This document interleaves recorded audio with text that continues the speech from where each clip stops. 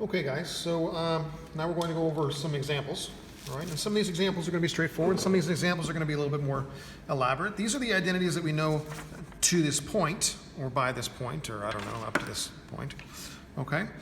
So we know the quotient identity, okay, and this is it basically, and then manipulated to the different ratios. The Pythagorean identity, same idea, solved for the different squared ratios. And reciprocal identity again for the reciprocal ratios. And then, of course, also cotangent.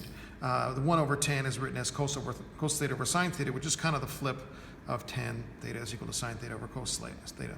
Okay, so we look at our first example. Cos A tan A is equal to sine A. Okay, so we break it into left side, right side. Okay, so cos A tan A. Okay, and then my right side is sine A. Okay, and so what I do now is I have a quick look and I say to myself, okay, well the right hand side is a little bit simpler than the left side. Okay, we also know that we can substitute for tan. In fact, I suggest that most times if you don't know what to do and you've got a tan ratio, substitute in for tan. We've also got two ratios here that are different than this ratio over here. This is 2 and this is 1, so this is simpler than this one. So we're going to look to see if we can get sine in there somewhere because we need a sine ratio in order to get this guy to look like this guy. Okay, so what we do is we take our cosine of A, and wherever we see tan, we put in sine theta over cos theta. And notice how close I have these by. Okay, you need to have them close by and ready to go, okay, whenever you're doing anything. Now, once I have that, what you'll find out is, oops, sorry, we're going to have to use A, angle A, because these are all about angle A. And then cos A and cos A simplify out to just sine A.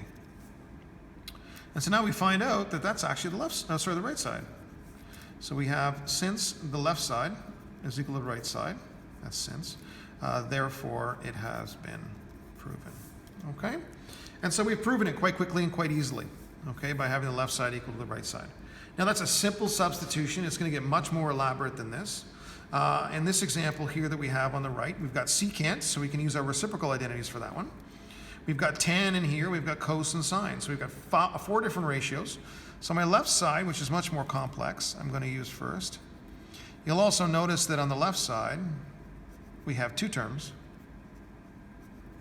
Whereas on the right side, we just have 1. And we usually don't like to work too much with the smaller right side, but in this case, or a smaller side, but in this case, we can have that as 1 minus cos A.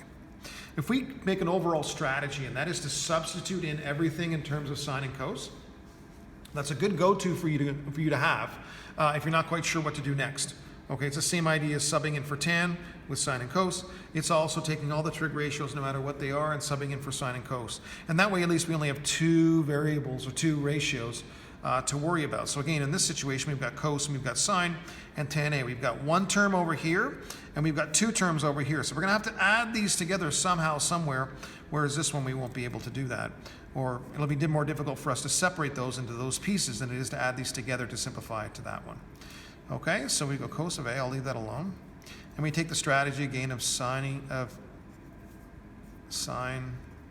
A over cos A. So again, we're using our quotient identity, tan is equal to sine over cos, and then we'll see how that works out. Now in this case, it doesn't look like it simplifies it much. We've just got cos A here.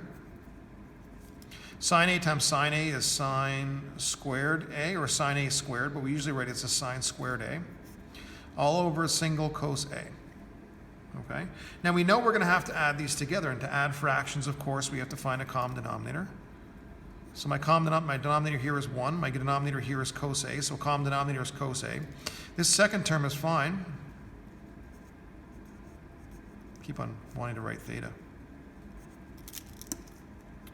But it should be angle A. Okay, and so what I do is I multiply this by cos A on the bottom to create the cos A, the 1 here. And then here by cos A. Okay? And then what we'll end up with is cos squared A plus sine squared A all over cos of A. Okay? Now I'm going to have to use some bad form here. Okay, but cos squared A and sine squared A, whenever you think squared, think of the Pythagorean identity, and what you see is sine squared theta plus cos squared theta is actually equal to 1. Cos squared theta plus sine squared theta, doesn't matter the order that they're in, that actually becomes 1 on the numerator. And then the bottom is cos squared A, or cos A. And then you can see that left side is equal to right side.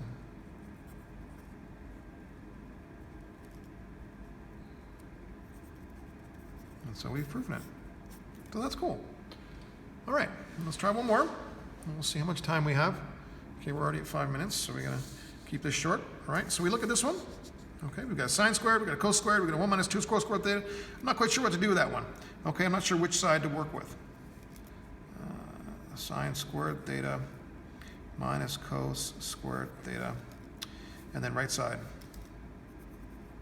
1 minus 2 cos squared theta. Okay, so we have some options, whatever it is. Here we only have cos on the right-hand side, whereas here we have sine and cos. Okay, we've got squareds, so we should be thinking about our Pythagorean identity right here. Okay, so as a result of that, we think to ourselves, okay, well, sine squared theta, I can plug in 1 minus cos squared theta and see if that works out. If I do that,